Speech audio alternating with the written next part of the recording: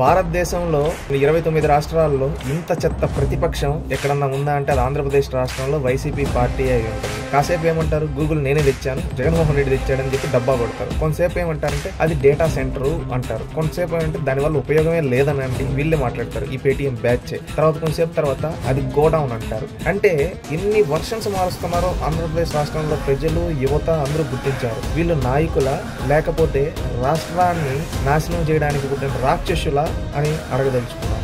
ఏమనాలి? రాష్ట్రానికి పరిశ్రమలు వస్తే కేసులు వేపిస్తారు, రాష్ట్రంలో ఉద్యోగాలు ఇస్తామంటే కేసులు వేసి అడ్డుకోవాలనుకుంటారు. ఎవరన్నా పెట్టుబడులు పెట్టాలంటే వాళ్ళకి భూములు ఇస్తుంటే అక్కడికి వెళ్ళి అడ్డుకుంటారు. వాళ్ళంతా ఓకే అంటే ఒకటిపైన కేసులు వేపిస్తారు. ఈ విధంగా ఇన్నిసార్లు అడ్డుకునేది మీరు ఎవరినో తెలుసా?